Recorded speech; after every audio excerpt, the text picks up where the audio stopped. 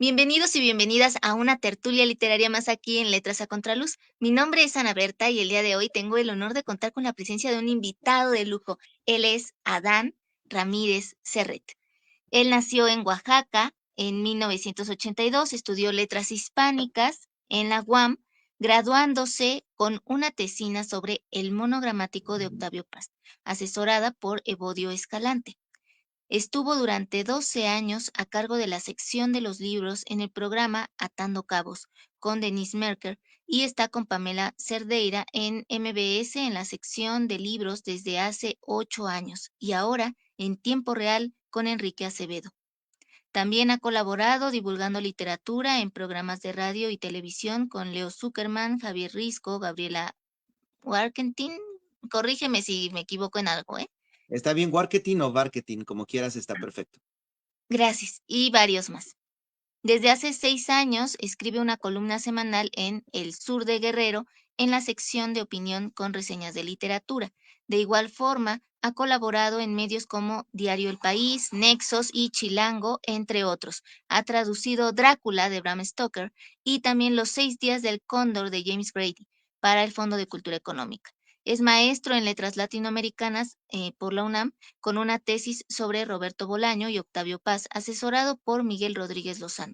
En 2022 publicó el libro de relatos Olor a lluvia en la editorial Mito en Buenos Aires. Pues te agradecemos infinitamente que hayas aceptado esta cordial invitación. Tuve el gusto de escuchar tu ponencia sobre Gabriel García Márquez en esta conversación que se dio también con Lili de Buró de Letras y con Lore Telles. Entonces, allí me gustó mucho cómo te expresaste, cómo expusiste todo lo que ha marcado en la literatura Gabriel García Márquez y sabiendo que también tú escribes, pues me gustaría que nos pudieras compartir qué representa para ti la literatura y qué es lo que está aportando a las nuevas generaciones con toda esta conciencia de lo que está ocurriendo, problemáticas sociales, políticas alrededor de todo el mundo. Hola, Ana Berta, es un placer saludarte. Muchas gracias por la invitación a todas las personas que están en estas letras a contraluz. Me encanta su título. La primera pregunta, ¿qué significa para mí la literatura? Mi experiencia fue a los 17 años empezar a trabajar en una biblioteca, en Oaxaca en específico, una biblioteca que fundó el pintor, el maestro Francisco Toledo. Y creo que eso fue definitivo para la forma de entender la literatura. No entender la literatura simplemente como una parte de la vida, no entenderla solo como una vocación, ni siquiera como una carrera a la que dedicarte desde la academia, sino la literatura desde el punto para entender el mundo. Y esto se relaciona con lo siguiente que me preguntaste. ¿Qué quiere decir como punto para entender el mundo? Es que si no es por medio del lenguaje, de las historias, que no se puede hacer esto tangible. Y no solo así, sino que el origen del mundo, lo que nos hace entenderlo como tal, no son más que lenguaje e historias. Claro que hay muchísimas cosas inefables y son precisamente a esas las que intenta agarrar la literatura y quien a lo que intenta tocar todo el tiempo. Entonces, eso fue, digamos, mi acercamiento a la literatura. Así es como entiendo la literatura. Eso quiere decir que a mí me gusta escribir, me gusta reseñar libros, me gusta hablar de literatura, pero lo que más me gusta es esto que decía Roberto Bolaño, y es que hay dos tipos de personas en el mundo de la literatura. Por un lado, lectores que escriben y escritores que leen. Es decir, me gusta pensar que a partir de leer todos los libros, uno existe en este mundo. Eso fue una forma muy personal. Y lo segundo, ¿cuál es la labor en este mundo de la literatura? Pues es cada vez más grande, Ana Berta, y estamos en esta tensión muy literaria, muy usual en la humanidad, más cerca y más lejos que nunca. Más lejos porque nuestra relación con el canon, con autores como García Márquez, como Octavio Paz, como Roberto Bolaño, como Elena Garro, como Jane Austen, como Marguerite Yourcenar, estamos más lejos de ellos y de ellas culturalmente porque nuestro mundo, eh, eh, nuestra cosmovisión, nuestra background, lo que nos rodea, está mucho más lejos de ellos y de ellas, por un lado, y eso, bueno, es la labor precisamente de críticos, divulgadores, como tú, como yo, hacer a las personas, dado el privilegio que tenemos de estar cerca de esto, poder compartirlo. Y por otro lado, en ese sentido estamos más lejos, pero también más cerca en que creo que hacía muchísimo tiempo, quizá nunca habíamos tenido una sociedad más letrada. Es decir, que todo el consumo que hay en los teléfonos inteligentes es mediante la palabra escrita. El WhatsApp, el Twitter, quizás el Instagram menos, pero necesita aún así la imagen de lenguaje, y la imagen está muy cercana siempre a la literatura. Entonces, me parece que esa es la tensión en donde se mueve la literatura y que está muy ligada a mi experiencia literaria. Ahora, ¿qué te motiva a estudiar letras hispánicas? A veces uno va con el sueño de que lo van a preparar para ser escritor y ya te dicen allí que no, es para prepararte como crítico, como analítico, pero no como escritor. En tu caso, ¿qué fue lo que te motivó? ¿Sí sabías de principio de qué iba todo y por eso lo elegiste o allí te diste cuenta que era algo diferente? Es una gran pregunta, Ana Berta. En un principio yo quise estudiar filosofía, fue mi primera formación, pero hubo tres personas definitivas en mi vida, con las cuales tuve el privilegio de platicar, que fueron Álvaro Uribe, este gran escritor mexicano, Juan Villoro, también gran escritor mexicano, y Emilio Carballido. En un principio, Emilio Carballido, cuando se enteró que yo quería estudiar filosofía, me dijo, ¿pero por qué? Se sorprendió muchísimo. Yo, por es que no sé, no es bueno estudiar letras cuando quieres ser escritor, para nada. Tienes que estudiar literatura, es lo tuyo. Y Álvaro Uribe y Juan Villoro estudió sociología y Álvaro Uribe filosofía. Y los dos me dijeron porque pensaba que iban a contaminar mi carrera como escritor, pero estaba yo completamente confundido, me dijeron ambos.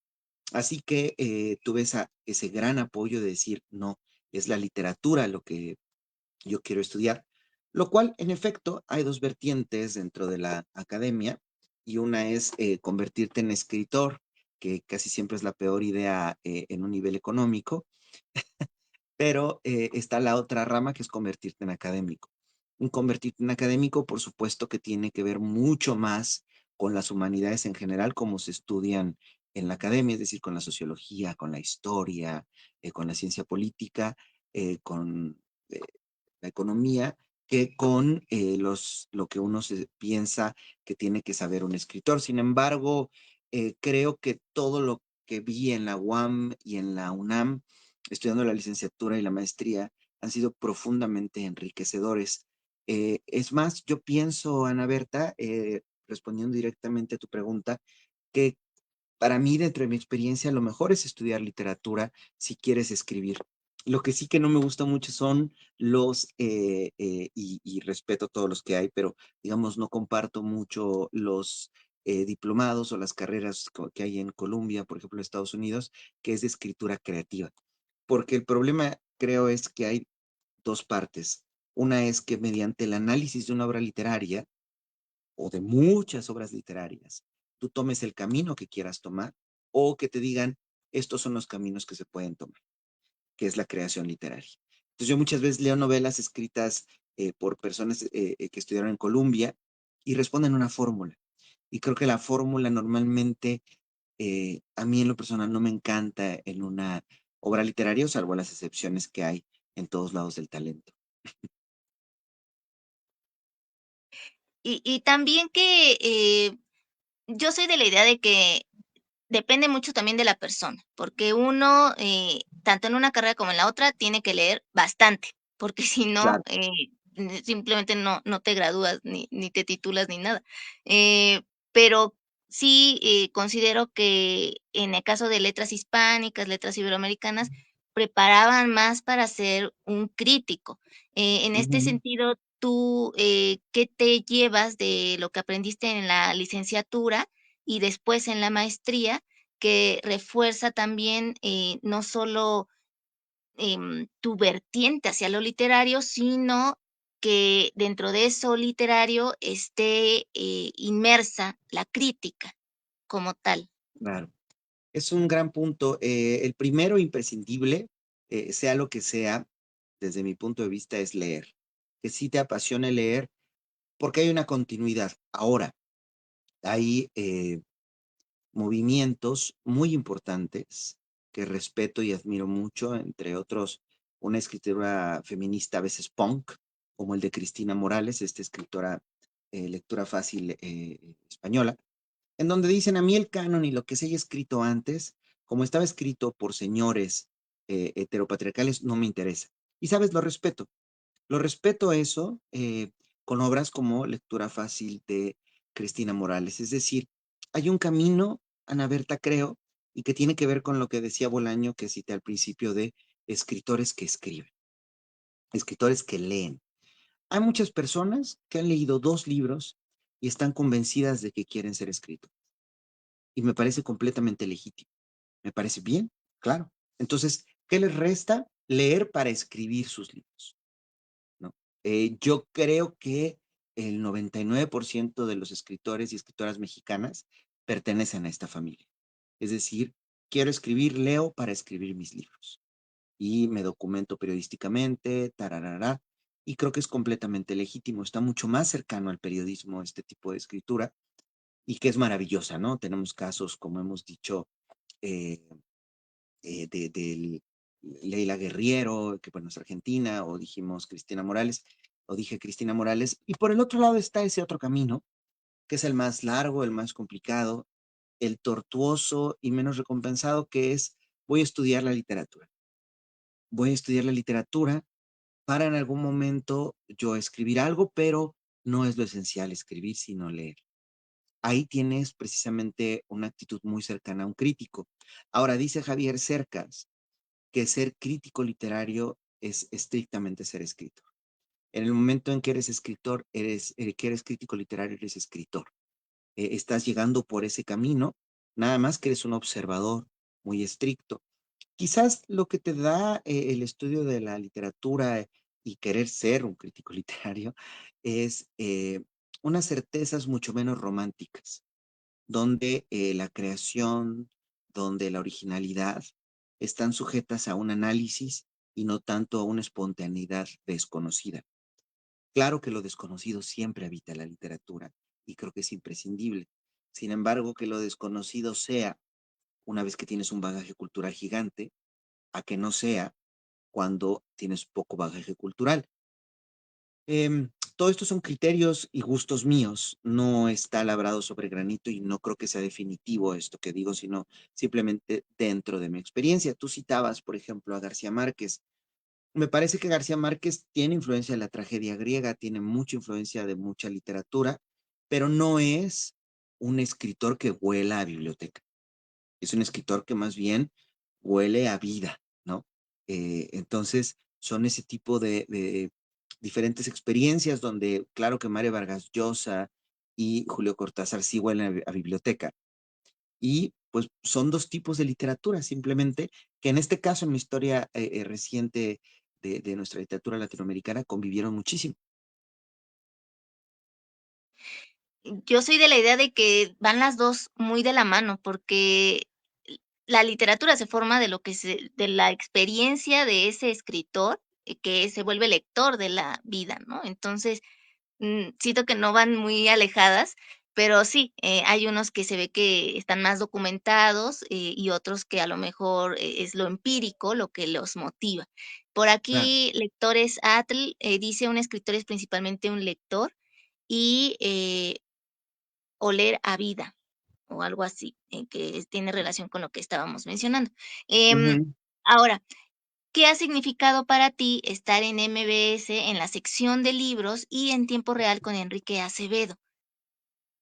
Mucho. En realidad, donde comencé, Ana Berta, fue con Denise Merker, saliendo de la universidad en 2012 a recomendar libros. Yo tenía la falsísima idea de que la literatura le interesaba a unas cuantas personas, que la literatura era una cosa elitista, que solo quienes estudiaban letras o personas raras les interesaba y les gustaba. Mi sorpresa fue enorme, deslumbrante y muy alegre al descubrir, recomendando libros en el radio, en la televisión, que todo mundo se muere de ganas de leer. Nada más que la gente no sabe qué leer, pero todo mundo quiere hacerlo. Nadie quiere sentirse excluido de esta maravilla, de este invento de la humanidad que se llama libros y que siempre tenemos culpa porque no nos acercamos a ellos, pero esto es completamente cierto. No es culpa de nadie en México, quizás en Latinoamérica, no leer, porque no tenemos una enseñanza y una formación lectora, ni un mundo lector. Entonces, el estar en MBS con Pamela Cerdeira, ahora con Enrique Acevedo en tiempo real, recomendando cultura, y con Denise Merker, es que soy todo lo contrario a lo que pensaba Lope de Vega y Emilio Azcárraga, y es que al vulgo, decía Lope de Vega en su poética, hay que hablarle necio. No, yo creo que cuando tú tienes la oportunidad de estar detrás de un micrófono, detrás de una cámara para recomendar un libro, estás ante las personas más brillantes de la vida. No hay nadie más brillante que un espectador, que alguien que esté escuchando y que va a tener toda la inteligencia y la tiene siempre para ver qué es lo que estás diciendo y si te cree o no, tus conocimientos, tu entusiasmo y tus gustos. Entonces, eso fue deslumbrante, saber que la literatura y el arte son para todo mundo, no solo saberlo, tener la certeza además de que a todo mundo le interesa. Eso me pareció increíble y que todo mundo quiere estar cerca de eso.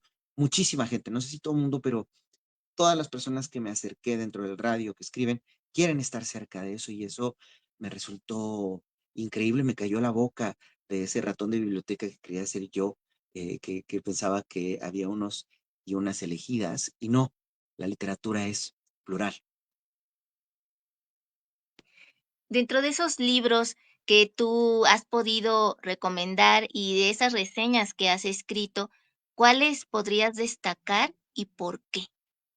Mm, ahí hay algo muy interesante. Por un lado, están muchos libros que uno pensaría que uno nunca leería si no trabajara en esto. Cuando uno no es tu trabajo ser recomendador de libros, pues te vas a lo que te gusta. Estás en tu área de confort. Sin embargo, cuando eres un recomendador de libros, tienes que leerlo todo. Es decir, cosas que además no te interesan. Yo no soy un lector temático, no soy un lector que solo le interesa en temas, sino me interesa sobre todo cómo está escrito algo. Y aún así, ha habido muchos textos que no me hubiera acercado si no hubiera sido por eso.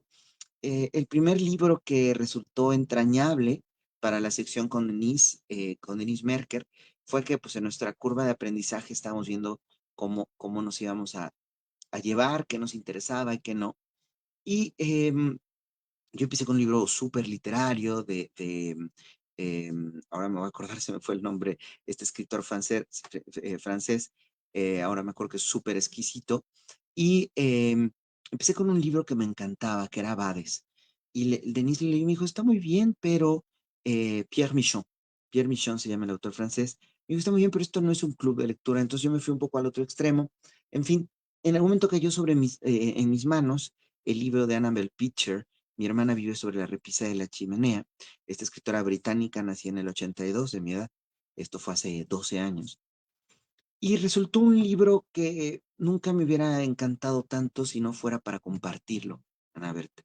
Es decir, cuando la lectura se vuelve un acto que quieres para compartir con los demás, para tener un punto de apoyo y además que haya rasgos humanos que te identifiques, cambia todo, ¿no?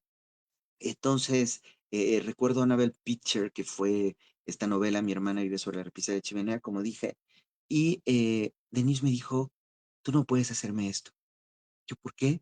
No paré de llorar por la fuerza de la novela, lo tierno del personaje, lo duro que es.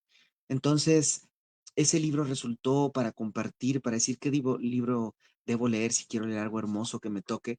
Resultó ese que no hubiera tenido esa fuerza si no hubiera sido por medio de este tipo de experiencias, porque si no, uno cae en los grandes libros, ¿no? ¿Qué libro me recomiendan? No sé, Los demonios de Dostoyevsky, El Quijote de Cervantes, Madame Bovary, En busca del tiempo perdido. Claro, son los grandes libros, pero tú no puedes, eso sí, decirles en el radio, léanlo, porque la gente ya lo ha escuchado y no es que no les hayan, sino no han podido conectar con eso.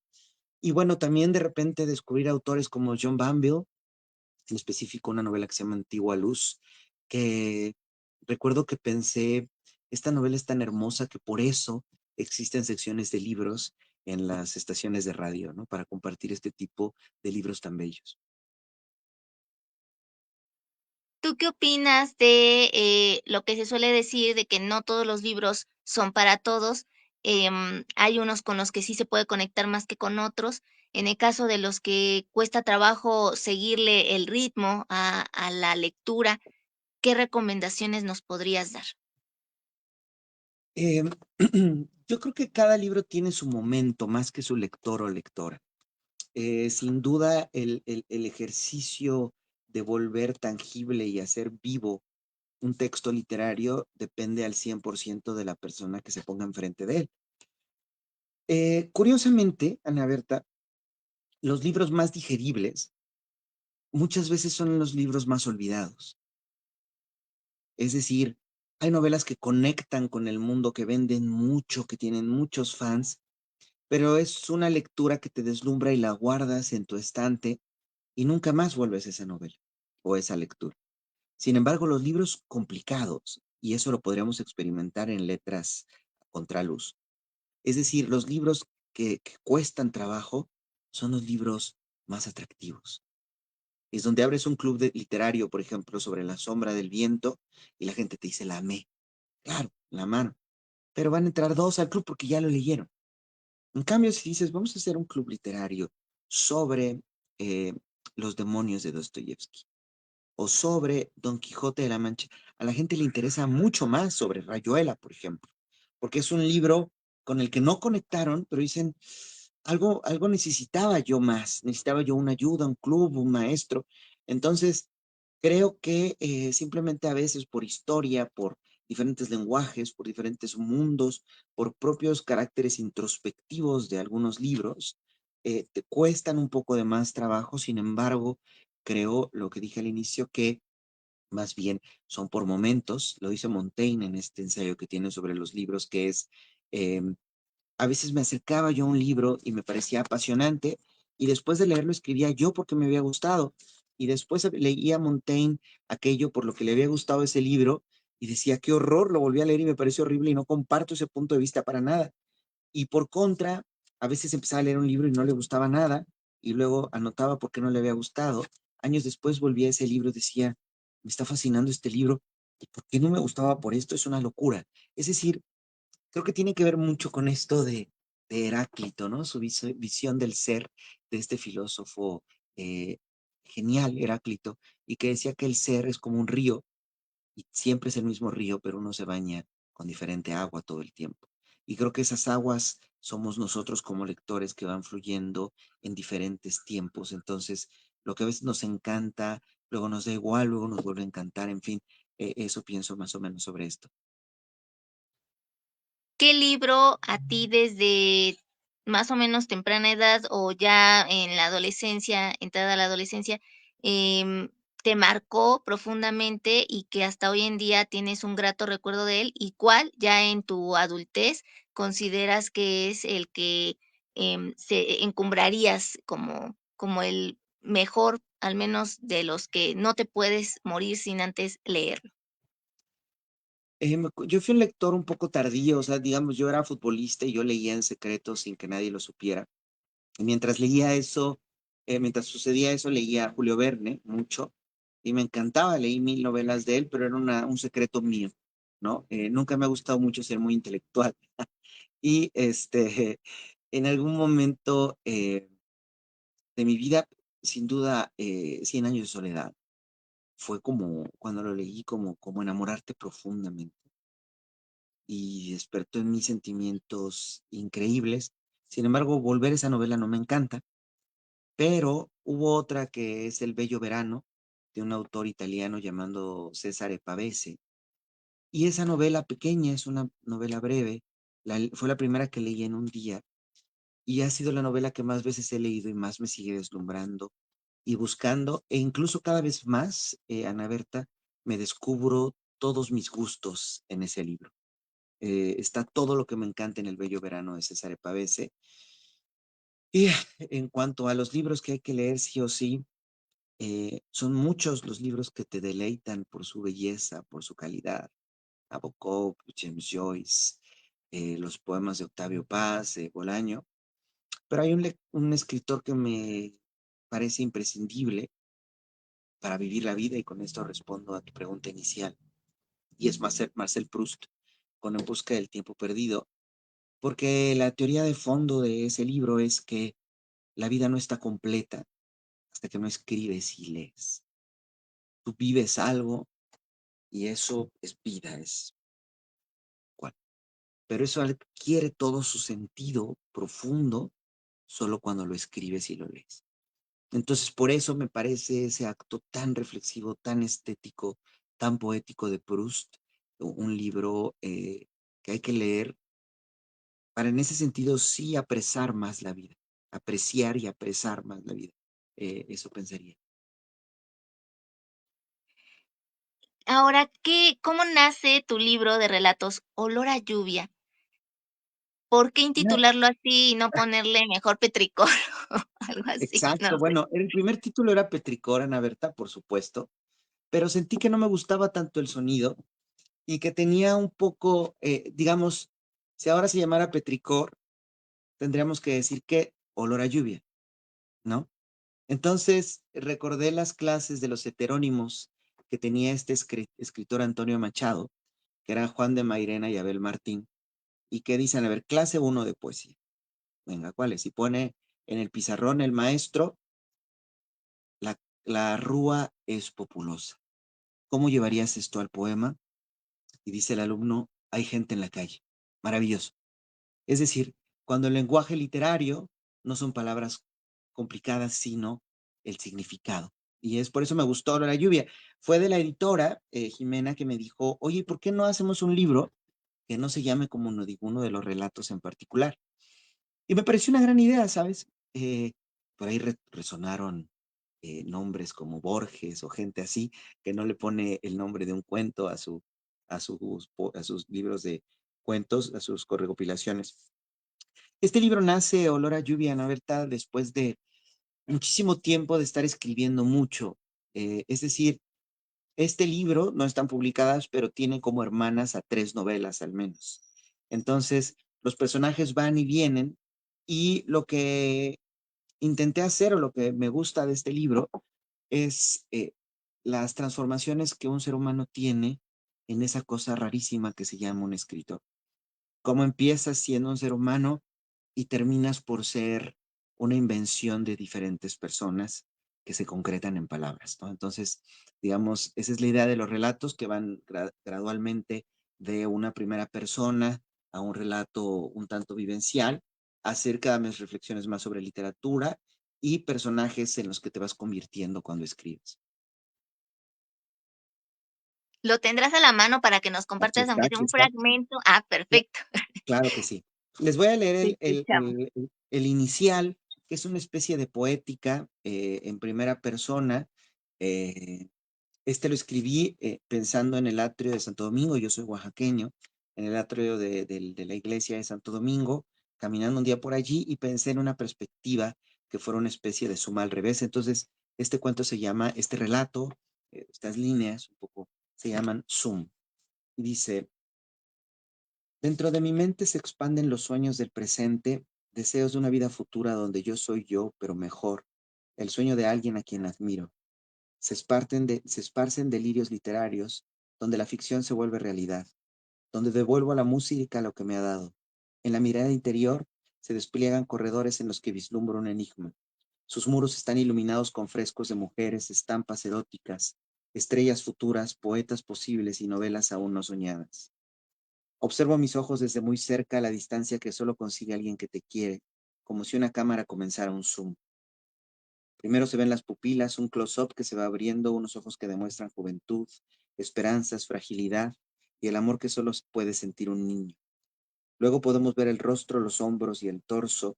Los humanos captamos de una ojeada la edad, posición social, los gustos, el perfil psicológico y político en el caso de que exista. Se percibe ya el cabello largo, desordenado, el rostro quemado por el sol, la playera ajustada de algún grupo de rock desconocido o de alguna editorial independiente. jeans ajustados y zapatos deportivos desgastados por el polvo en las calles y por el cemento caliente en el día o frío por la noche. Aparento, encarno una apariencia que carece de claridad, quizás un Bildungsroman entre manos, una buena canción escrita con prisa, o un joven ordinario que desea estar con amigos y mujeres, dos o tres libros leídos por encima y gustos musicales comunes. En cuanto me alejo un poco, en cuanto tomo alguna distancia, mi vida parece cualquier cosa y no el centro del universo. Me siento perdido en mi mente, en la calle, en la ciudad, el continente, el mundo y la galaxia. Para entonces la toma ya se ha abierto, se me ve caminando por la calle solitaria. Es el ocaso, pero aún la luz ilumina la ciudad. De un lado está la amarilla y gruesa barda de piedra que rodea el jardín, contrasta con el oscuro chapopote y la banqueta gris que sigue la línea de las casas. También hay árboles jóvenes y verdes que, para cuando yo sea viejo, estarán apenas en plena juventud. Sigo caminando sintiendo el aire lleno de promesas en la cara, pensando en ella. Al fondo se extienden nubes de lluvia. El aguacero llegará como una cortina gris que mojará las calles y hará volar nuestra imaginación. Me sentiré feliz porque aquí la lluvia es alegre. Estamos en la misma latitud que Nigeria, Sudán, el sur de Yemen, Belari, Tailandia, Vietnam. El sol pega sobre Oaxaca con la intensidad del fuego, llena de luz hasta los más escondidos rincones de los edificios. Lloverá en poco tiempo, pero segundos antes de que suceda, estaré esperando en el atrio de Santo Domingo, sintiendo las primeras gotas de la lluvia y el viento tormentoso que anuncia el futuro. Para cuando comience a llover ante la cámara no se estrellarán las gotas de lluvia. La lente ya estará por encima de las nubes iniciando un vertiginoso ascenso, y el mundo en poco tiempo será una esfera azul y la galaxia una serie de anillos lechosos, mientras yo, perdido en el universo, comienzo a imaginar. Maravilloso. Em, ¿Cómo podrías definir tu estilo y de qué manera has visto a lo largo de estos años que ha evolucionado tu voz narrativa, casi poética, si no es que van de Mm, la mano? ujú. eh, ¿Y qué ejercicio creativo, aunque no te gusta mucho eso, pero qué ejercicio No, sí. recomendarías para ir adentrándose en este mundo de la narración y que sirva como detonante para historias? No, claro, me encanta el ejercicio creativo, pero sí es personal. Digamos, lo que no me encanta es que te digan qué es el ejercicio creativo, o cómo debe ser el ejercicio creativo. Me parece, o sea, lo que yo he notado en lo personal son cosas muy prácticas que me maravillan. En cuanto más escribes, mejor redactas y tienes mucha más posibilidad de tocar lo que imaginas. Cuando George Lucas imaginó la Guerra de las Galaxias, no podía hacer el primer capítulo porque era extremadamente complicado técnicamente. Así que tuvo que empezar por el cuarto. Creo que eso nos pasa muchas veces cuando pensamos algo, nuestra creación es gigante, hermosa, pero llevarla a cabo requiere muchísima técnica. Esa técnica te la pueden dar libros, eh, como Cien años de soledad. Por cierto, lean libros malos. Los libros malos son muy buenos para leerlos, porque uno descubre lo que no se debe hacer. Leer solo grandes obras literarias es muy complicado porque son maravillosas y uno tiene que empezar por algo más fácil a veces. Así que no le tengan miedo a leerlo todo porque dices, eso yo lo hago y se ve horrible. Entonces, es muy importante. Sin duda, uno descubre mucho, eh, a- uno se descubre mucho a sí mismo con base en su amor y en sus odios, por supuesto.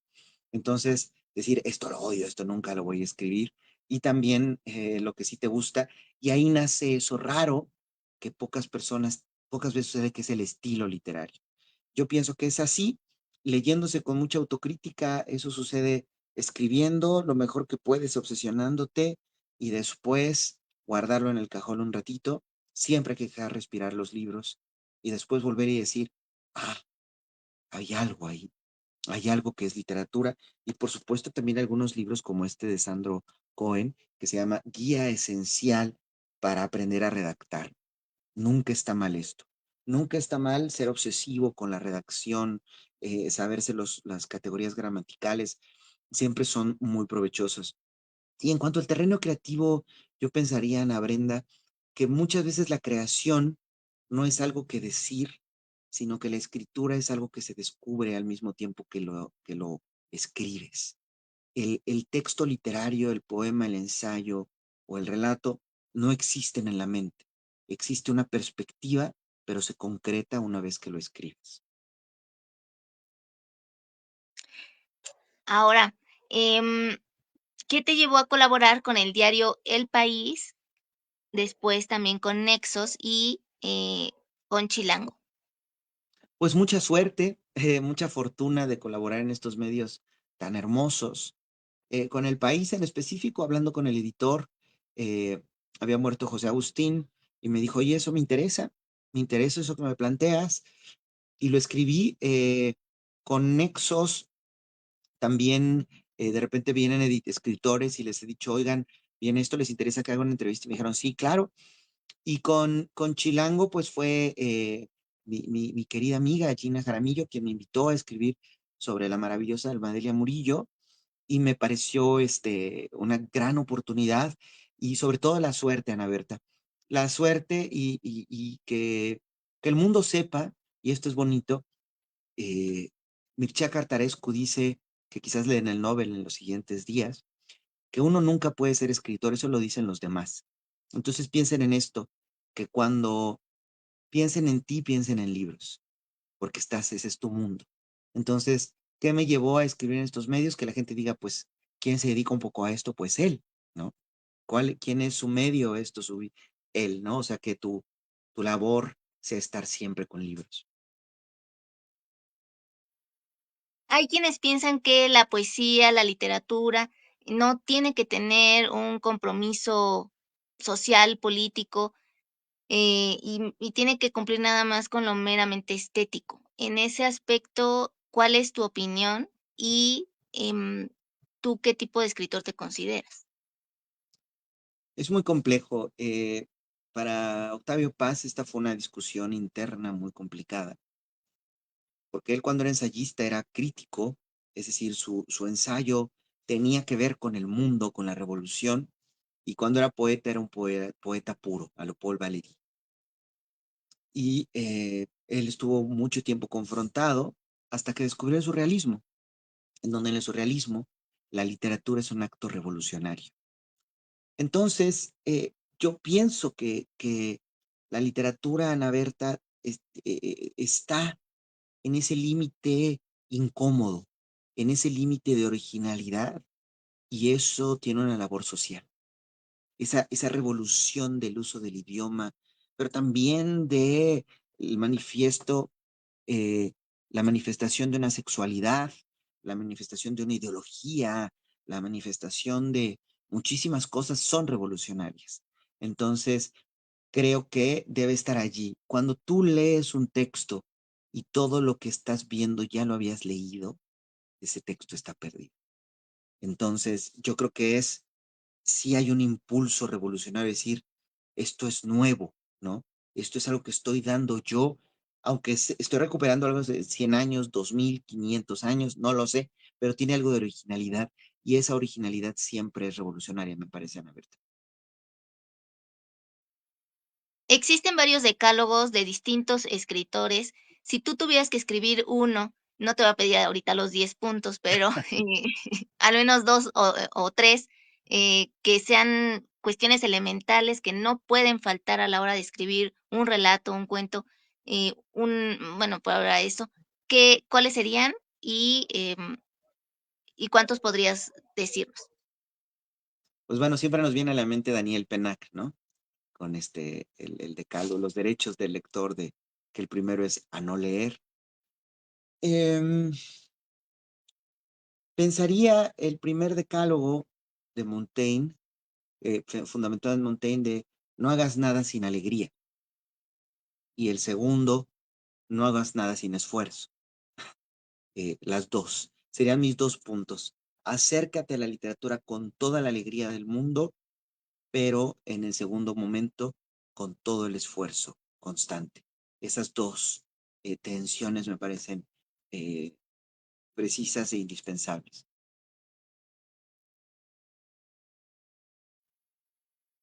Ahora, regresando a las reseñas, Sí, ¿qué recomendaciones podrías dar para escribir una reseña que en verdad impacte al lector y le invite a que se sienta atraído por esa obra que tú le estás recomendando, o que estás, por el contrario, y también con respecto a eso, cuando no te gusta algo y tú lo expresas tal cual, ¿consideras que ya con la reseña basta?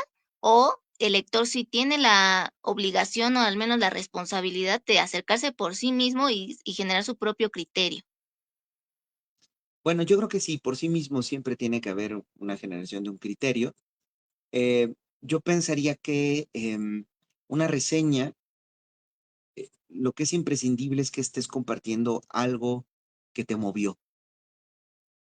Es decir, no solamente un gusto, sino algo que te despertó indignación, que te despertó conciencia, que te despertó amor, que te despertó incredulidad, incertidumbre, pero tiene que ser honesta. Tienes que partir de una honestidad de lo que estás reseñando para que, por respeto a las otras personas que van a leer eso y quizás se acerquen también a, al texto posteriormente. Otra cosa importante para una reseña es que también funcione por sí misma y que algo aprendas cuando la leas.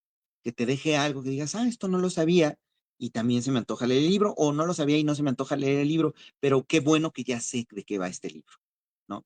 Digamos que eso es una reseña, es una perspectiva rápida de alguien que se acercó y le interesó ese libro. Yo creo que eso es. Ya un estudio más largo ya es otra cosa, yo pensaría, para descubrir ya en una clase o ya en un texto más largo los aspectos de una obra positivos o negativos.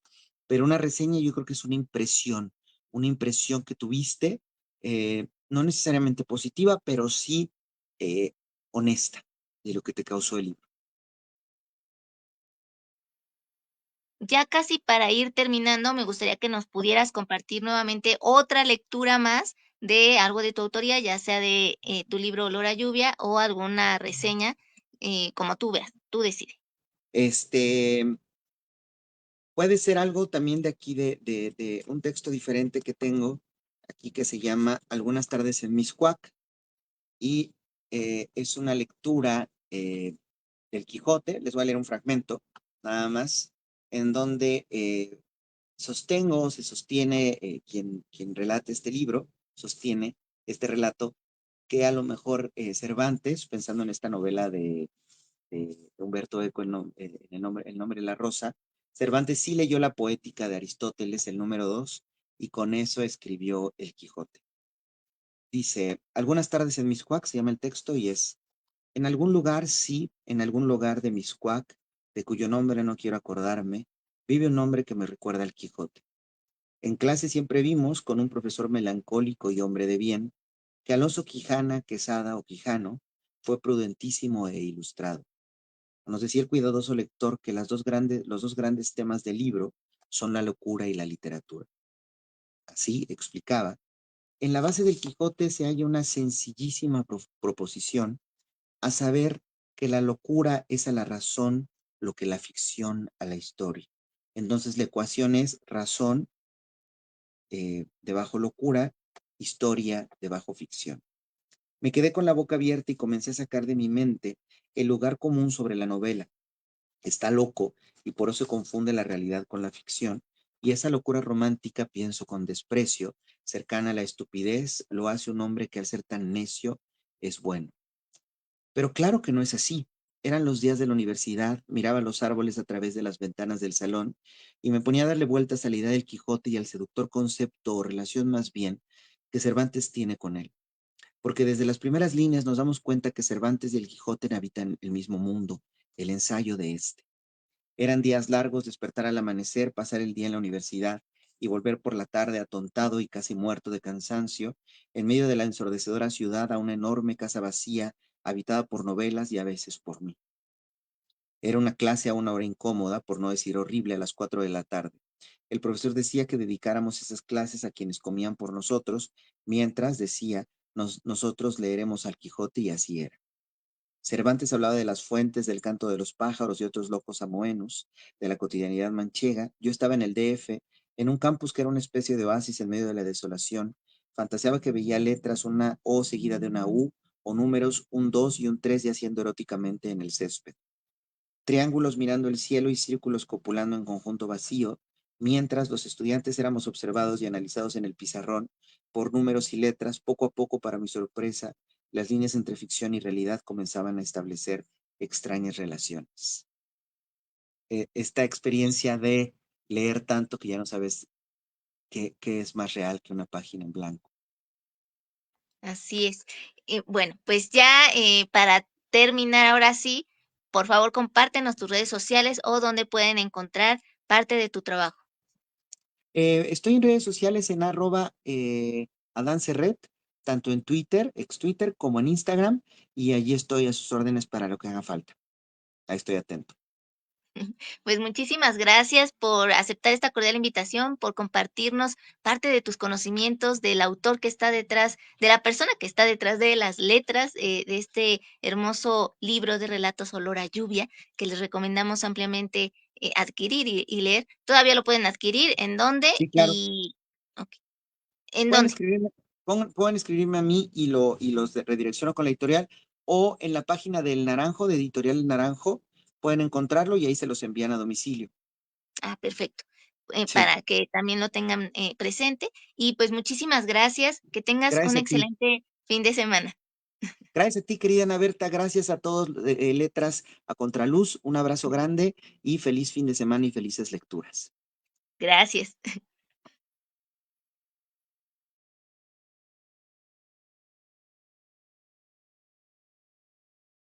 Y bueno, ahorita nos va a acompañar también otra invitada que también nos va a estar hablando de su trayectoria literaria, editorial, poética, en donde vamos a también conocer, adentrarnos en su universo creativo, en su universo poético, como lo hicimos ahorita con Adán Ramírez Serret, quien pues ya nos estuvo hablando de cómo impacta la reseña en el lector, de qué manera llegó también a estar colaborando con el diario El País, Nexos, Chilango, que está presente en la sección de libros en MBS y en tiempo real con Enrique Acevedo, y qué fue lo que le motivó a estudiar esta bella carrera que es Letras Hispánicas.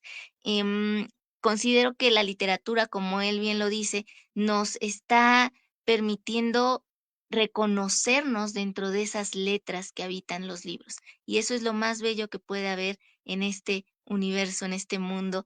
Hay una variedad de novelas, de libros de cuentos, de libros de poesía, que sin duda alguna es importantísimo conocer, y cada uno de estos autores y autoras que nos ha ido acompañando a lo largo de estos 3 años y ya un poquito para 4, em, nos ha brindado esa posibilidad de saber qué autores y autoras que a lo mejor no habíamos escuchado antes les han dejado un aprendizaje, una enseñanza únicas, y esperamos cada una de estas tertulias literarias, poéticas, sean de su agrado y les permitan que ese conocimiento nuevo les invite también a crear esa semillita en otras personas desde su propia trinchera, desde su propia labor, que no importa si es literaria o no, em, irnos contagiando de este amor, de esta pasión por lo literario, por lo poético, por lo ensayístico. También es otro género que requiere de mucha dedicación, de mucha investigación, al igual que el resto, pero sobre todo en el ensayo. Vamos ahorita a ir presentando a la invitada que nos va a estar acompañando esta tarde para ya concluir em, por hoy con ella, y también invitarles a que si desean escribir sus propios cuentos, sus propios poemas, o ver que sí tienen ese talento allí escondido y latente, esperando que sea descubierto, pueden entrar al relax literario, un taller de lectura en voz alta y escritura creativa. Es importante la lectura en voz alta porque nos permite tener una mayor apropiación del lenguaje y que sepamos cómo leer adecuadamente y correctamente dependiendo del texto que tengamos enfrente. Eso es lo que vamos a aprender en el relax literario, cómo darle la entonación correcta, el volumen, la dicción, irla mejorando y también ponerle esa emoción, ese sentimiento, porque sin ello, ¿qué es un texto? Pues un texto solito así, desamparado. En cambio, cuando ya le pones tu propia voz, tu propia emoción y percibes lo que el autor y el personaje está queriendo expresar, todo cambia. Se crea una magia especial y, y puede el lector y el espectador adentrarse aún más, como si estuviera frente a una película, una obra teatral, y vivirlo en ese momento, en ese instante, con la emoción de vida. Bueno, mientras tanto, les voy a compartir un poema que para mí es muy, muy importante y que representa también un poco de lo que em, puede llegar a sentir en algún momento un individuo, una persona, cuando se percata de su soledad y se da cuenta de que a veces la rutina le ha comido por completo y ya devorado en ese vaivén de sentimientos, de vivencias, pareciera como si estuviese atrapado y no pudiese salir. Y bueno, este poema surge em, de, de una lectura, de la interpretación que yo realizo de La Metamorfosis de Franz Kafka y que va a salir próximamente publicado en Gato Madre Magazine, un colectivo cultural que les recomiendo también seguir, conocer. Hay distintas voces literarias, poéticas, muy valiosas y que en esa plataforma están mostrando su visión de la vida, del ser, de la finitud, del tiempo. Este poema se intitula Despertar y ser otro. Es de mi autoría y pronto estará disponible en Gato Madre Magazine. Despertar y ser otro, algo distinto, algo extraño. Tal vez es el alma que se cansa de ser siempre la misma, tan monótona, tan igual. ¿Acaso convenga perderse porque en ese extraviarse y encontrarse se halla el sentido de la trascendencia? Es ver nuestra condición humana llena de interjecciones, de intersecciones, perder el control y saberlo mientras nuestra identidad nos habla desde otro espacio, enmarcar así nuestra vida como un retrato fijo, caer inexorablemente, sentir dolor y tener que callarlo, un leve escozor, es la soledad que se desliza entre escalofríos, llenos de melancolía, de un sentimiento que agobia, vamos como viajeros de cielos nublados. ¿Cómo escapar de esa fantasía que parece más pesadilla? El reloj despertador, la rutina, los ruidos que destrozan la paz, la espera, palabras nítidas que se vuelven confusas hasta perder por completo su sentido. Puerta cerrada con llave, no solo literal, sino metafóricamente, preludio de una tragedia, impulsos en la espesa niebla que lo cubre todo, balanceos en ese intento de no perder el equilibrio, atormentadas conciencias en llantos y diálogos internos que no cesan de taladrar la cabeza, discursos atropellados en una voz ya no humana. Una claridad se va haciendo presente, pero es tan breve, indisposición, incapacidad, aniquilación. En algún momento de la dura existencia todos somos Gregorio Samsa, luchando contra sí y contra el mundo, que le atosiga, que le discrimina, que le hace debatirse entre el deber y el querer ser, hasta llevarle a su límite, a su temprana muerte. Percibir la repugnancia de los demás, su rechazo patente, su repulsión inicua, inquina. Luces de la calle que no apartan de la penumbra, delirio, heridas abiertas sin curar. Tanto racionalismo, tanta dureza, tanto desamparo, tanta bajeza, dejamos de ser mientras disimulamos no sentir esa sofocación. Cuartos vacíos, persecución latente, aturdimiento, agonizar desde la inquietud entre prominencias y grietas, largos intervalos inmóviles y el polvo acumulado.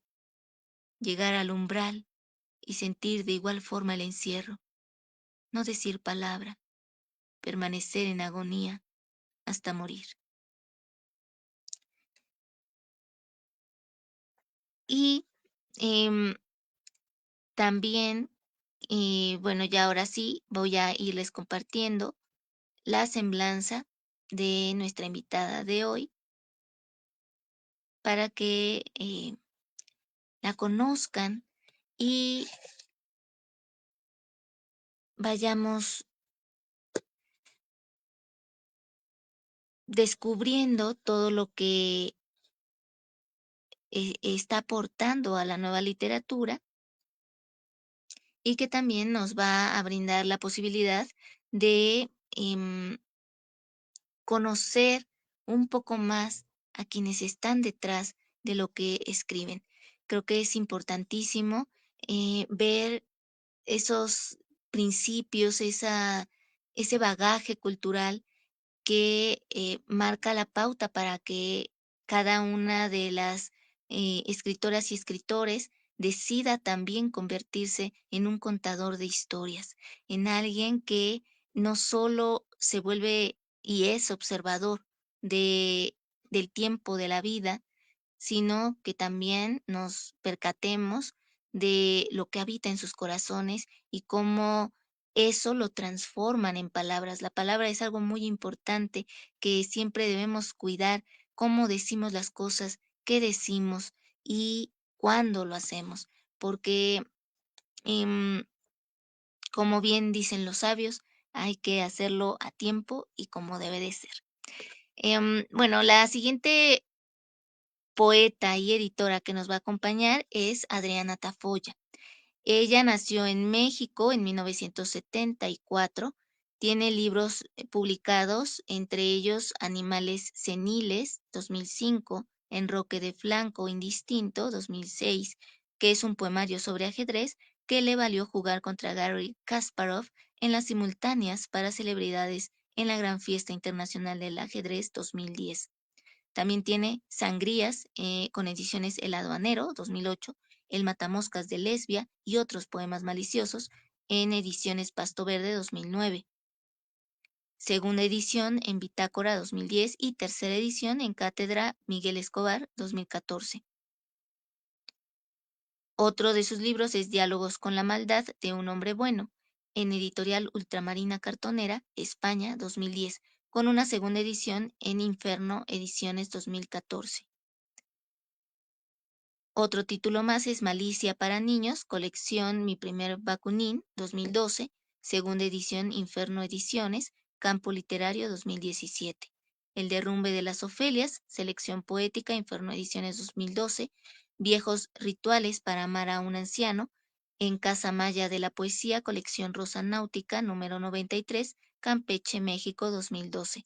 Los cantos de la ternura, colección de poesía sin permiso 2013. Mujer Embrión, edición especial 2013. Los rituales de la tristeza, en rojo 100 editorial, igual en 2013. Parábolas del equilibrio, en Sicore Ediciones 2015. Huevo moteado, transmutar los seres, Campo Literario, editorial Ultramarina 2021. Ili, ediciones Morgana 2024. Obtuvo el primer lugar en el primer slam de poesía organizado por la Alianza Francesa 2007. Fue conferenciante en el Festival Internacional de Ajedrez 2006, organizadora de los miércoles itinerantes de poesía, creadora del Torneo de Poesía Adversario en el Cuadrilátero y del Premio Latinoamericano de Poesía Transgresora. Ha sido incluida en más de 50 antologías poéticas, entre ellas el Anuario de Poesía 2007, selección de Julián Herbert, Fondo de Cultura Económica 2008, Poesía de la Hora, Poetas de Portugal y México, con prólogo de Juan Manuel Roca, en Eternos Malabares 2018, y Antología General de la Poesía Mexicana, Poesía del México Actual de la segunda mitad del siglo XX a nuestros días, con la selección, prólogo y notas de Juan Domingo Argüelles, en Océano Sanborns 2014. En 2020 recibe la presea Gran Mujer de México a mujeres destacadas en diferentes ámbitos de nuestra sociedad. Tren Suburbano, Jurídico Arrieta y Asociados, YICA Grupo Integral por la Cultura y el Ambiente, Comunicaciones Internacionales, Consejo de Juristas del Estado de México, AC. Actualmente es editora de la revista y editorial Verso Destierro. Pluma y voz poética, reconoce su trayectoria y labor literaria y cultural. Vamos a esperar a que se una para que nos esté compartiendo todo esto que aparece en su semblanza y podamos saber qué le motivó a dedicarse a la literatura, qué es lo que habita en su corazón desde las lecturas que ha efectuado y cómo se define a sí misma desde su estilo poético, así como la gran labor e importante que ha realizado para que más poetas, más escritores también tengan un espacio en el cual compartir parte de su obra y su propia voz en las lecturas en voz alta.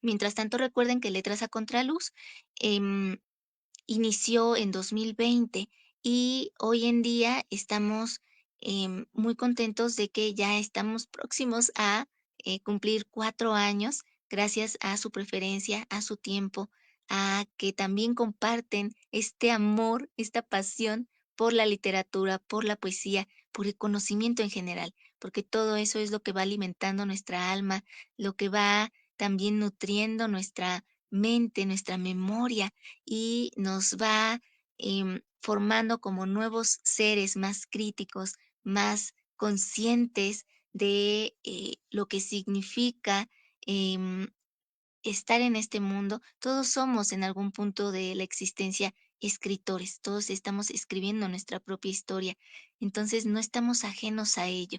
El hecho de contar lo que nos sucedió en el día, lo que soñamos, eso es parte de lo que conforma el relato.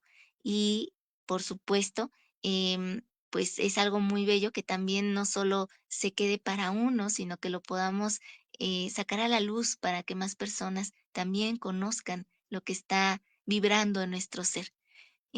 Por otra parte, pues avisarles que en noviembre vamos a estar haciendo un pequeño festival del terror virtual, donde vamos a contar con la presencia de algunos invitados para que nos compartan sus propios escritos sobre el terror. Sabemos que este género pues tiene em, mucho, mucho que aportarnos porque no solo se basa en esos seres sobrenaturales que pueden estar o no presentes, sino también esos miedos más profundos del ser humano que van mucho más allá de los fantasmas. Y creo que allí radica precisamente también su importancia. Toca temas vitales y que es importante que se pongan sobre la mesa hoy en día, como la violencia y pues todo lo que está sucediendo alrededor del mundo y que también es de el horror y el terror de la misma realidad como tal y de lo que puede ser capaz de hacer el ser humano. Em, entonces, pues también estaremos allí recomendándoles algunos libros que ya a lo mejor son clásicos, pero que no está de más mencionarlos para que se retomen nuevamente. Vamos a ver si sí se puede unir nuestra invitada de hoy. Si no, bueno, con esto finalizaríamos las tertulias por este día, esperando poder contar con su presencia y su apoyo virtual el siguiente fin de semana, sábado 12 de octubre, a partir de las 4 de la tarde. Va a ser por Instagram la primera. Y la segunda va a ser por este medio, por Facebook. Vamos a tener a dos invitados maravillosos, invitados de lujo, y que esperamos también sean de su agrado. Después de ese sábado hasta el 19 nos estaremos viendo con un invitado que nos va a estar acompañando, al parecer desde España. No sabemos bien si va a estar en España en ese momento o se va a venir acá a México. Y a las 4, eso a la 1 de la tarde, y a las 4 otra de las tertulias. El siguiente es el 26, igual empezamos a la 1 de la tarde y concluimos a las 3:30 con otra de las tertulias de invitadazos de lujo, de verdad, que van a estar acompañándonos. Y por excepción, el lunes 28 de octubre va a estar con nosotros Lore de los libros de Lore por Instagram, que es de quien les comentaba en la tertulia con Adán, eh, que, que estuvo también presente en esa charla sobre el nuevo libro póstumo de Gabriel García Márquez. Em, Voy a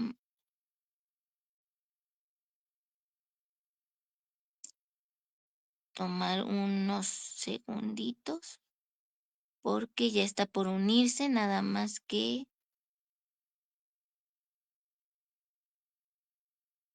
em,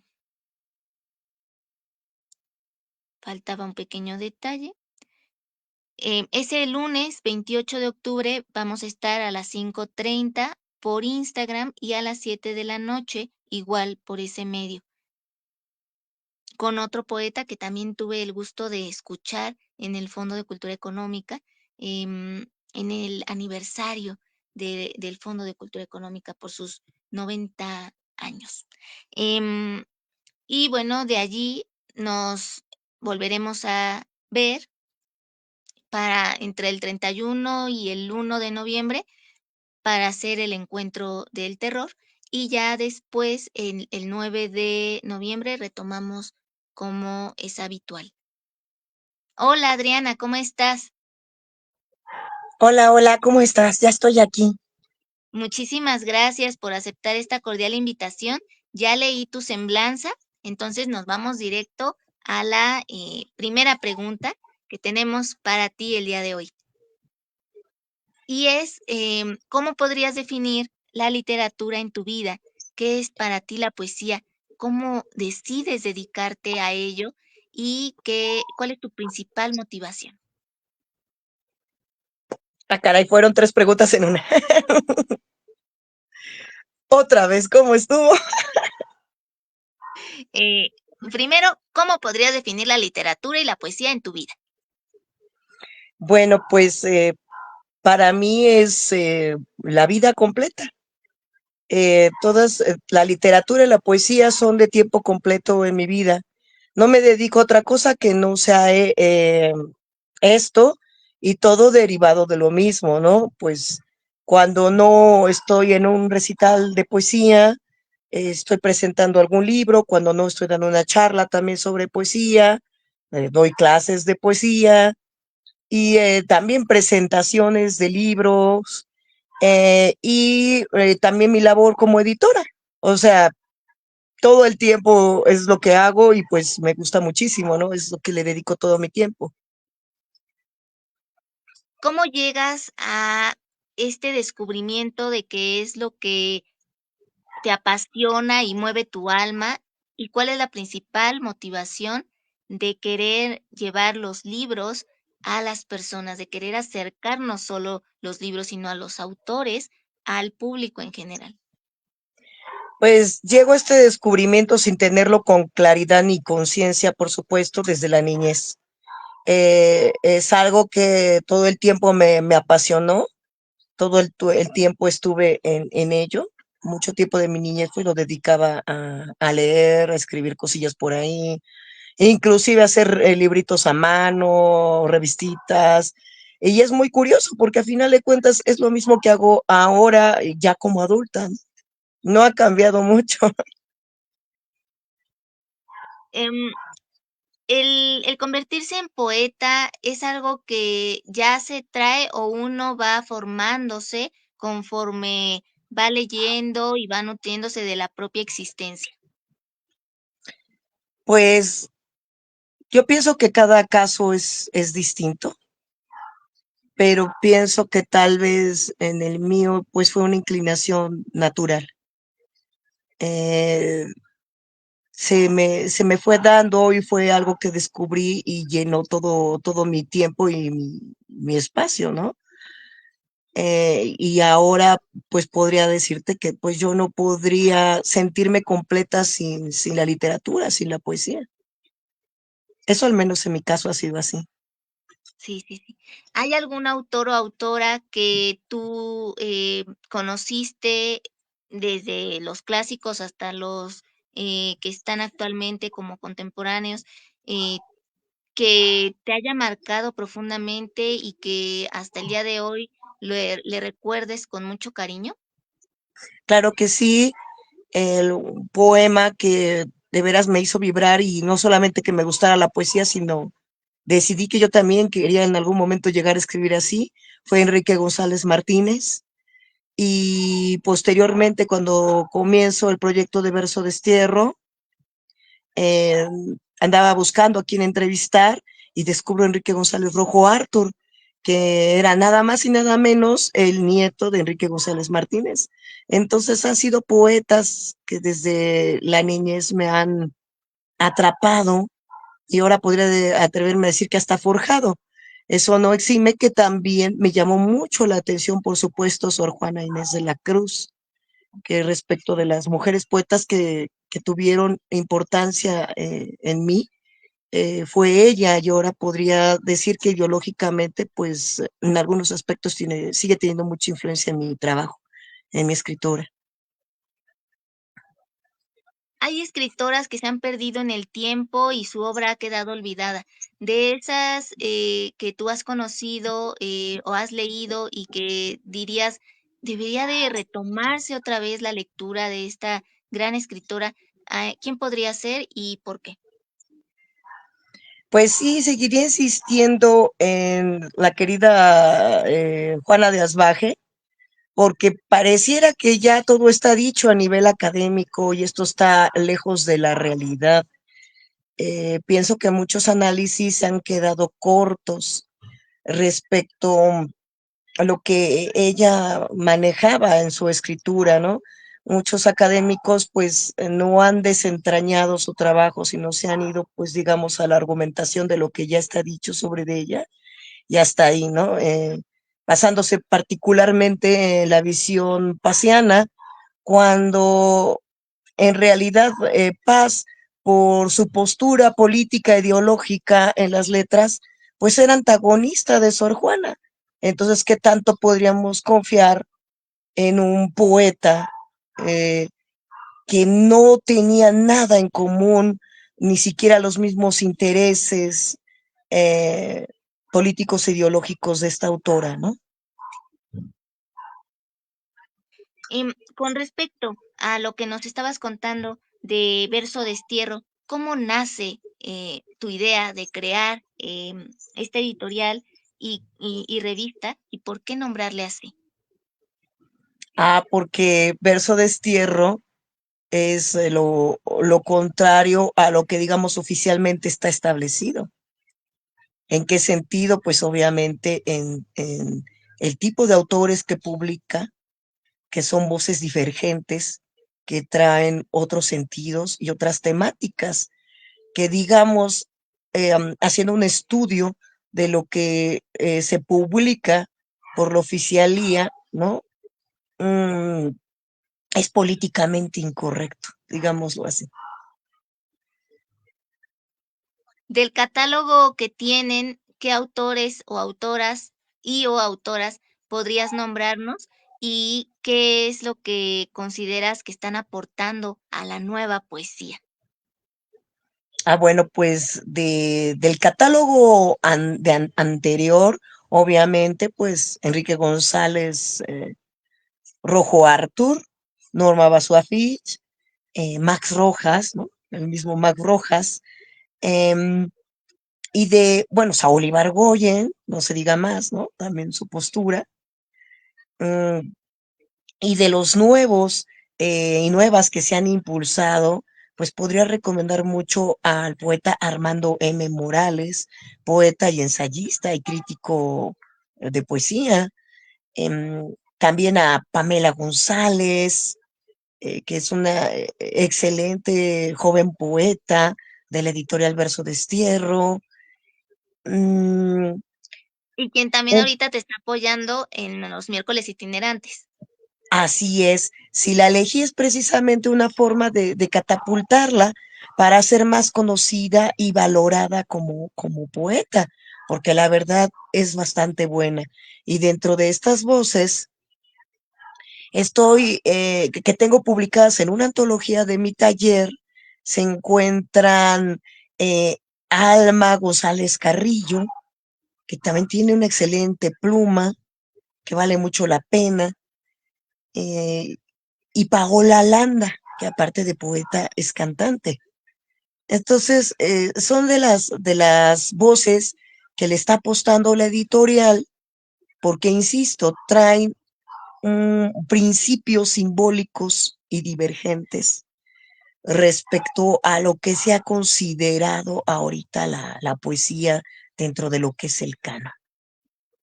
Tanto así que podríamos decir que son poetas que están tratando de realzar los valores de los vencidos, de las vencidas, refiriéndonos principalmente, bueno, hasta nuestra propia diosa lunar, que fue desterrada y vencida y tratada como una enemiga a pesar de ser su hermana. Quien hizo todo esto, pues bueno, lo ubicamos, ¿verdad? A Huitzilopochtli. Entonces, estas poetas vienen con una tendencia de lo lunar, de lo que ha sido, entre comillas, vencido, y que son valores distintos que no están en lo absoluto asociados a la guerra y a la violencia. ¿Qué es lo que la mujer ha logrado hasta el momento dentro del ámbito literario desde tu visión y qué falta por construir y lograr como comunidad femenina? Bueno, pues hasta ahora al menos se ha logrado que varias pues logren, digamos, destacar o ser tomadas en cuenta y tomadas pues digamos, ya en serio respetadas, sobre todo en el ámbito de lo académico, ¿no? Poetas que se han acercado a la academia. Pero lo que sí faltaría, considero, que haya una valoración real de su estética, sobre todo de las nuevas voces. Todavía se considera que las mujeres poetas no escriben temas serios. Se les da cierta importancia solo si escriben de lo místico, pero no de otros temas, ¿no? Hablar de temas como la maternidad o lo que les aqueja, entre otras temáticas similares. O es más, si una poeta mujer se atreve a hablar eh, abiertamente de cuestiones políticas, todavía se le subestima, se le hace a un lado y no se le toma verdaderamente en cuenta, que eso es lo que hemos notado algunos compañeros y compañeras, ¿no? No solamente mujeres, sino hombres, como comentaba el caso de Armando M. Morales, que si bien es un poeta de la comunidad gay, ¿no? Pero tiene mucho que aportar y está muy inclinado a lo que muchas mujeres poetas actualmente proponemos. Tanto así que hemos decidido armar una nueva vanguardia, vaya la reiteración, ¿no? porque al final de cuentas una vanguardia debe ser nueva, aunque a veces en algunos casos no se da el caso. Pensemos como los infrarrealistas, que pues de novedad no tenían nada, puesto que se basaron en el movimiento beat, solo lo trajeron para México, ¿no? En eso se basaron. Pero aquí sí, y las mujeres hemos decidido lanzarnos con un manifiesto eh, poético feminista, como se hacía antaño, para levantar la voz y criticar, denunciar, proponer, ¿no? Lo que consideramos que debería de cambiar tanto en el canon como en los usos y costumbres en el mundo literario. Parte de ese manifiesto, que un punto específico que consideres que debe de ser tomado en cuenta como prioridad, ¿cuál sería? Pues de los puntos que ya nos hemos presentado ya 2 veces en lugares estratégicos como fue la FIL Pachuca y ahora dentro del mercadito literario del Centro Cultural Villaurrutia, donde nos hemos presentado. Algunos puntos que se ha hablado también ha sido del tema del centralismo, ¿no? De la descentralización, que nos parece pertinente e importante.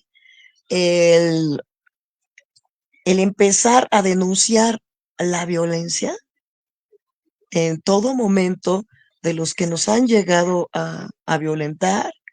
También hemos pedido y reiterado la sororidad entre mujeres, que aunque se dice mucho, no sucede.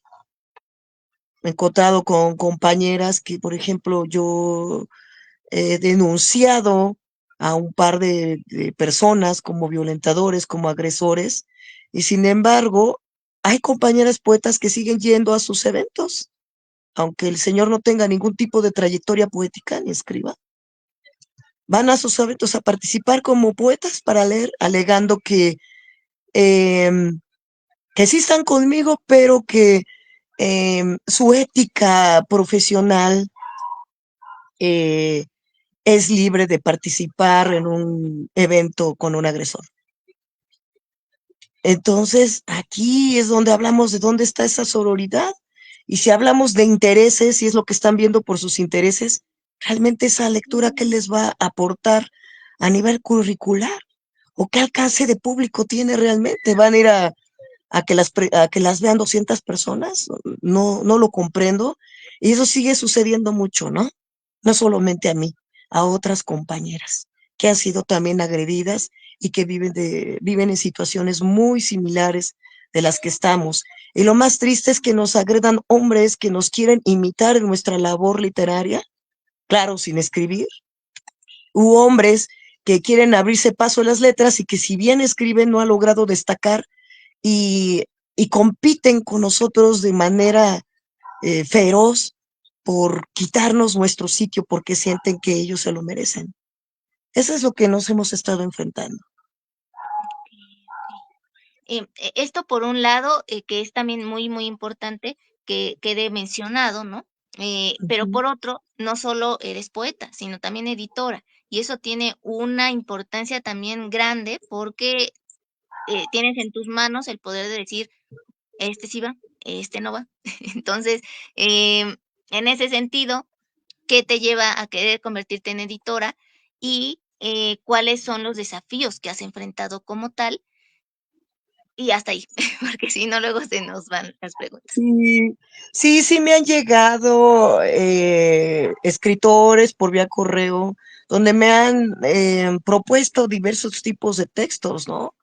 Inclusive, pues no es correcto dar el nombre, y aparte que no me acuerdo, pero hubo por ahí un escritor que quería publicar en mi editorial un libro donde decía que pobrecitos hombres, que ellos eran los que sufrían las atrocidades de las mujeres, en todos los sentidos, ¿no?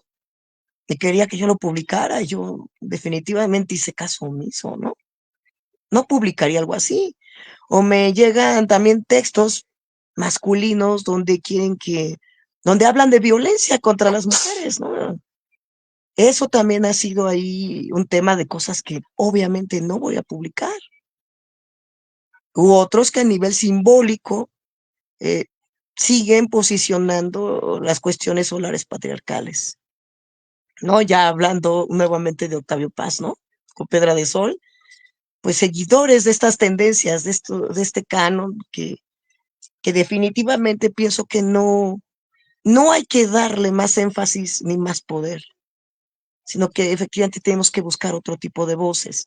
Como editora, pues sí tengo esa ética, sí me he preocupado por eso y procuro publicar tendencias que vayan más a lo filosófico, a lo crítico, que pienso que es bastante importante y provechoso en la sociedad actual, ¿no? Que vivimos situaciones muy duras. También, pues, como editora, pues me enfrento obviamente al tema de los consorcios, ¿no? Por ejemplo, en una de las ferias más importantes, pues es la FIL Zócalo, y cada vez nos hacen más a un lado, ¿no? Cobrándonos mucho más caro los stands, sabiendo que somos independientes y nos es difícil competir con consorcios tan grandes, ¿no? También nos han quitado presentaciones, nos han quitado el foro de editoriales independientes para llegar a nuestro público. Nos dan una presentación con trabajos de media hora y si es que bien nos van. Entonces es una forma sistemática de irnos haciendo a un lado. Entonces, pues, no soy la única editora que lo está padeciendo, ¿no? También muchas editoriales independientes y muchas mujeres editoras, que somos varias, lo estamos padeciendo. Em, hay un, em, hay un libro que tú tienes que es El enroque de flanco indistinto. ¿Cómo surge la idea de crear tu libro y por qué hace referencia al ajedrez?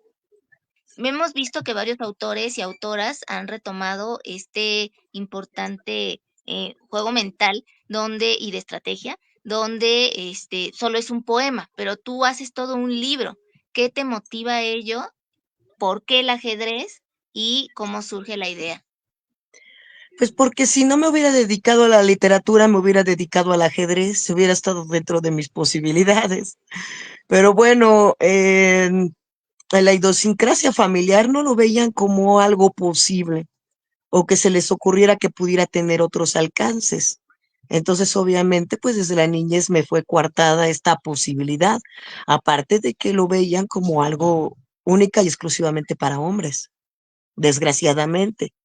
Pero eso no quitó que mi amor por el ajedrez me hiciera con los años retomar esto que me encanta y entonces pues sí me gustaba mucho ir a jugar ajedrez y pues tuve pues por ahí el gusto de conocer a varios ajedrecistas y que por ahí algunos me enseñaran, ¿no? A subir mi nivel de juego, que eso fue bastante afortunado.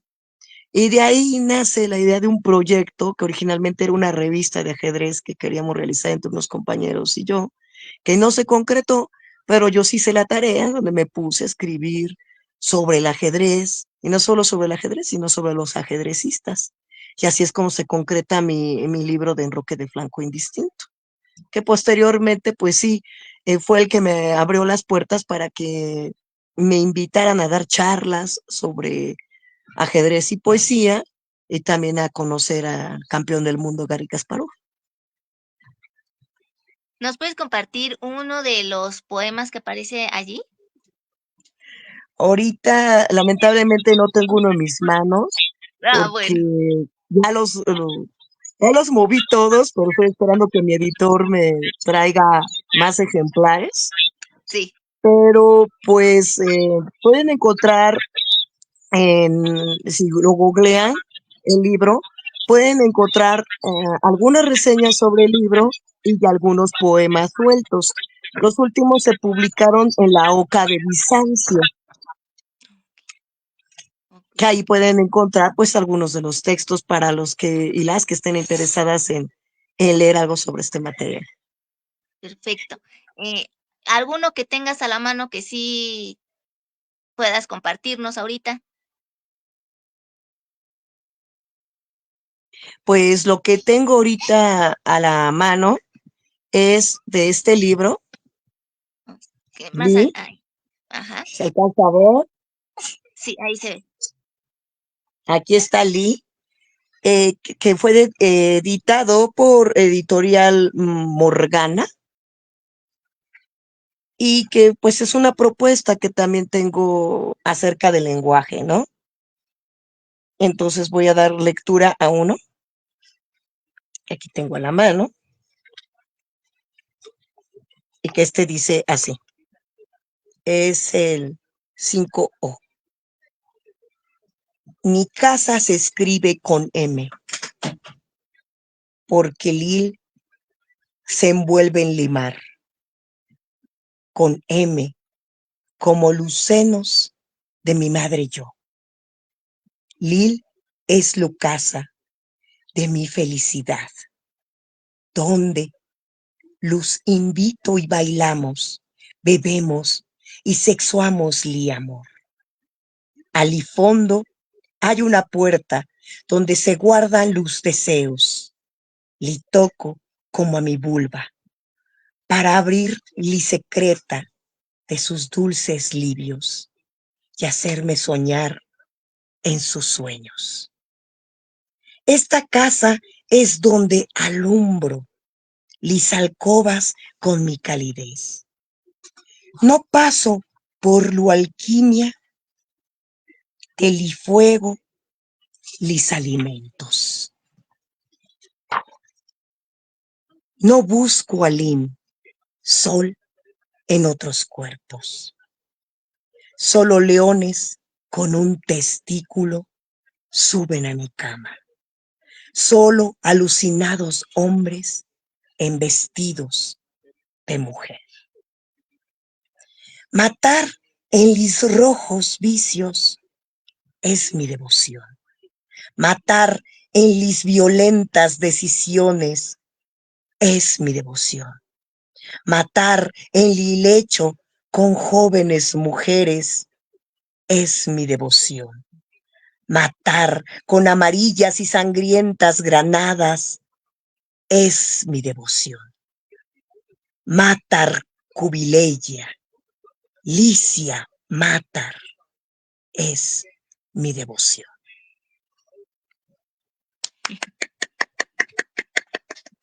¿Cómo decides intitularlo así, Lee?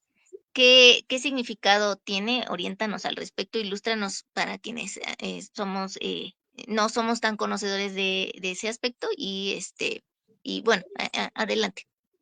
Claro que sí. Mira, Lee salió de una investigación de un poco más de 6 años con el lenguaje. En esta investigación descubro que el artículo él, en sus variables él, las, los, todas estas, vienen de un pronombre. El pronombre él. Y él ha sido la terminación de varias palabras y nombres, entre ellas Gabriel, Samael, Samuel. Todos estos nombres, si investigan qué significa cada uno, todos a final de cuentas dicen, no, pues el Hijo de Dios, el elegido de Dios, el cercano a Dios. Todo esto resumido en Él. Ese es Dios, Él. Cuando terminan, tienen esta terminación, a eso se refiere. Y también en la investigación veo que antes no estaba ese artículo, ese pronombre en el español, sino fue agregado posteriormente. Y claro que tiene un sentido místico. ¿Por qué? Porque nos habla de que nada debe de ser pronunciado sin mencionar primero a Dios, porque todo es de Él. Entonces, si decimos el libro, la mesa, el sillón, todo es primero mencionar a Él, a Dios, ¿no?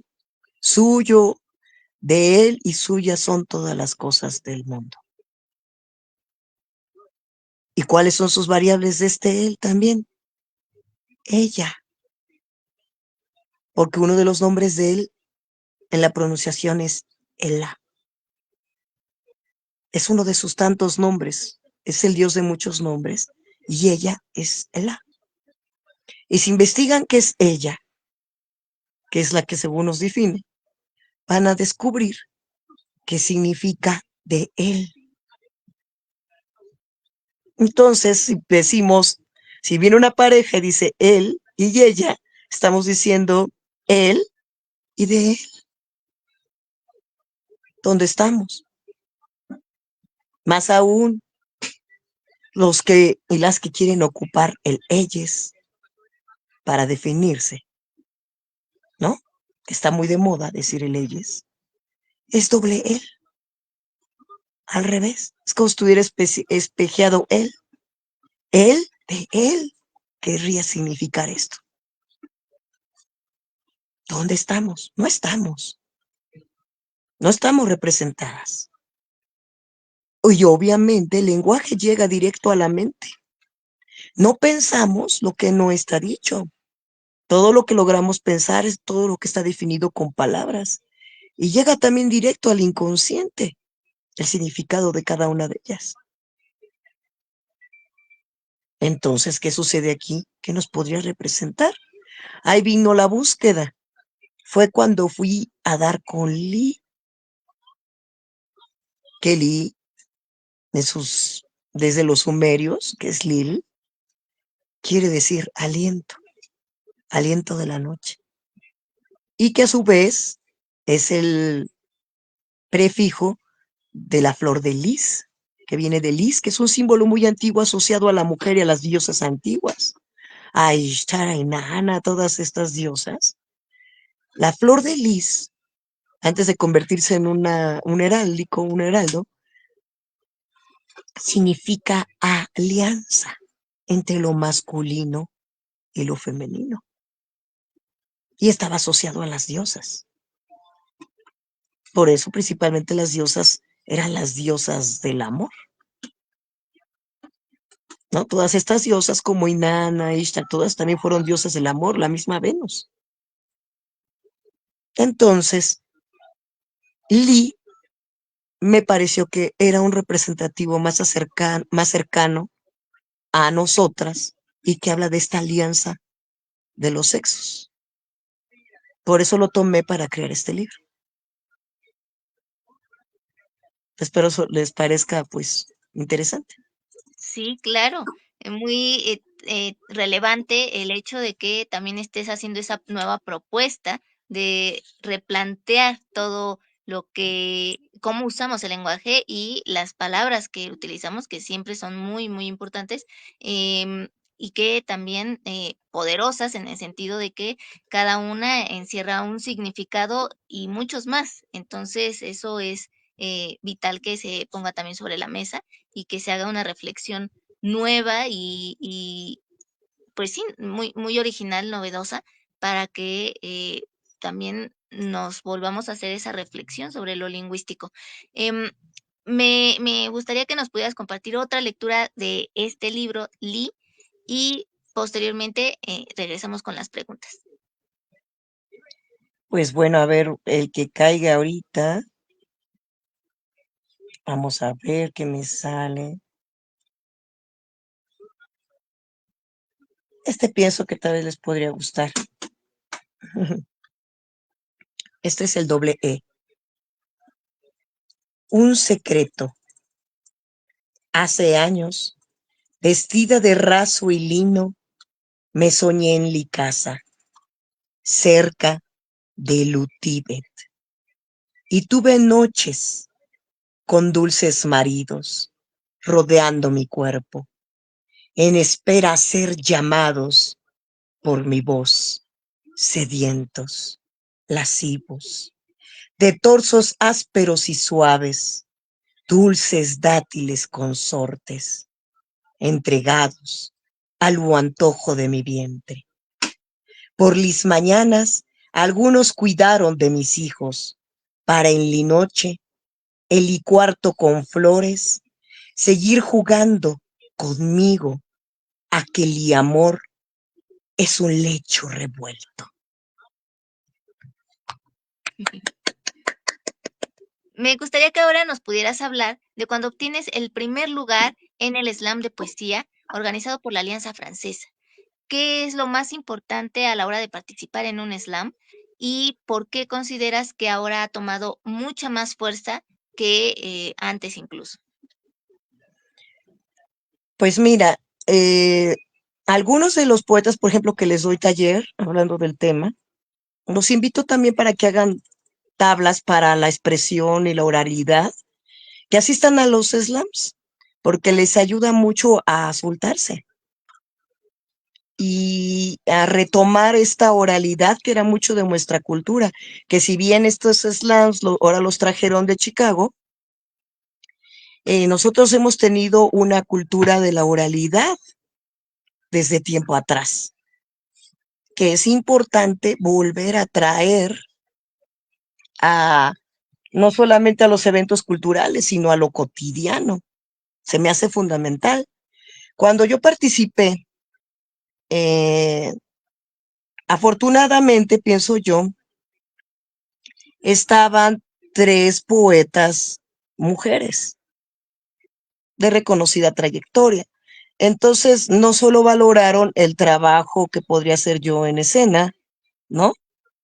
Tanto, por supuesto, la dicción, el manejo escénico y demás, ¿no? El tono de voz, etcétera, sino también el trabajo poético que hay detrás, ¿no? Eso fue muy afortunado, esto fue la Alianza Francesa, bastante bueno.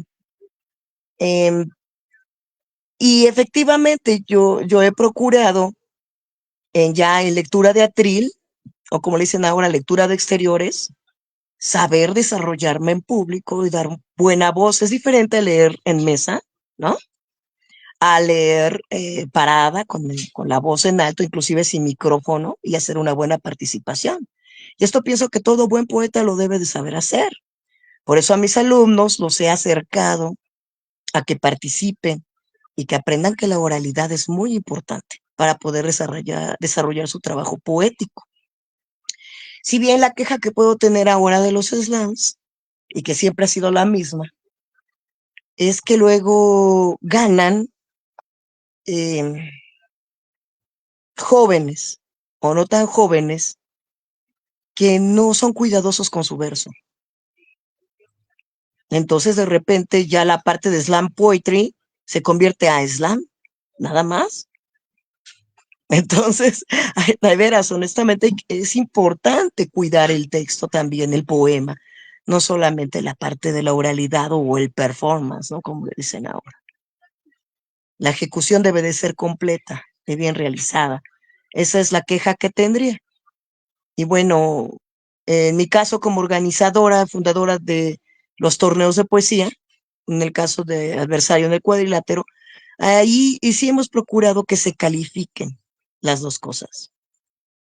Tanto la parte de la oralidad como la parte de que el texto esté cuidado, esté hecho realmente poema, y la propuesta, que es lo que propone el poeta, que también es fundamental, ¿no? Entonces, si bien, volviendo al tema de los slams, sí son importantes para que los jóvenes se empapen, ¿no? Y hagan tablas, considero que sí deben de ser cuidadosos el trabajo poético, que es lo fundamental, y a eso vas, ¿no? Eso es lo que opinaría. Recomendaciones para escribir poesía, ¿cuáles serían?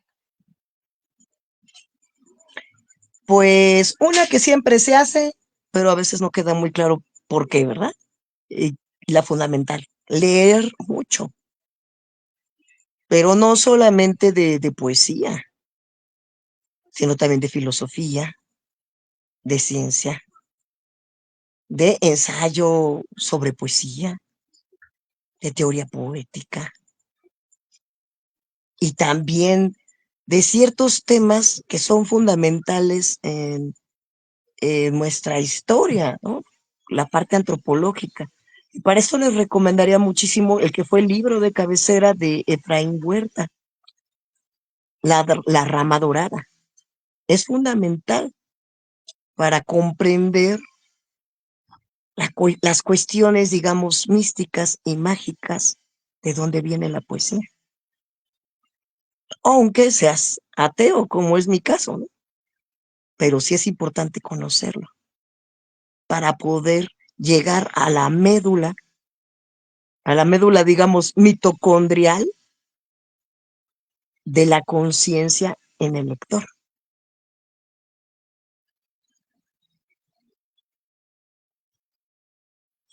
Si tuvieras que, sí, más bien, ¿nos podrías improvisar algunos versos?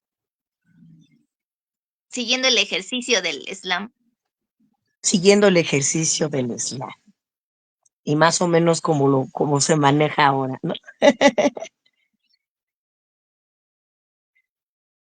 ¿Por qué acercarnos a la muerte y no alejarnos de ella?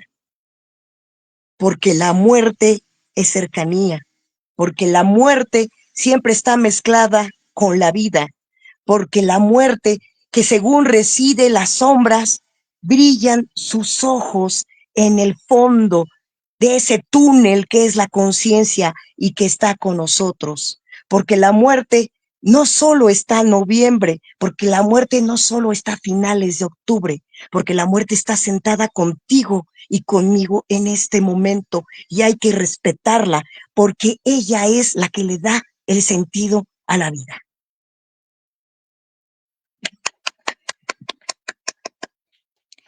Pues ya para ir terminando, me gustaría que nos pudieras compartir qué puntos o qué ejercicios más bien podría hacer un poeta o un escritor dedicado al ensayo, a la crónica, a la poesía o a lo que eh, le guste, em, para poder mejorar su estilo y encontrar su voz en ese vaivén de que uno a veces está em, formándose apenas y quiere saber de qué manera va a encontrar su estilo, aparte de leer. Mira, en realidad, así como puntos que si bien aclaramos que es importante leer, y claro, acercarse a la oralidad, que también es fundamental, eh, también podría considerar que es muy importante conocerse a sí mismo, lo más que se pueda, porque si no sabes quién eres, y esto refiriéndome a algo muy práctico y no tan volátil y abstracto, si no sabes cuáles son tus gustos, cuál es tu ideología, qué te gustaría proponerle al mundo, qué es lo que te incomoda del mundo, qué te gustaría que mejorara, em, qué piensas que es arte y hacia dónde quisieras llevarlo. Si no tienes esas cosas claras como persona, es más, hasta quién te gusta como pareja, qué requisitos, ¿no? Y qué puedes ofrecer tú también, y toda esa serie de temas, si no te cuestionas, si no los tienes claros en ti, si no tomas conciencia de ti, tampoco puedes crearte un estilo. ¿Por qué? Porque el propósito del poeta, sí, es que escriba muy buen verso, sí, es que tenga muy buenas ideas y recursos retóricos, bla, todo lo demás que dijimos. Pero si no logra meter su esencia, su forma de pensar muy particular en el poema, entonces no hay estilo, porque se confunde con la multitud de inconsciencias. Eso comentario al respecto.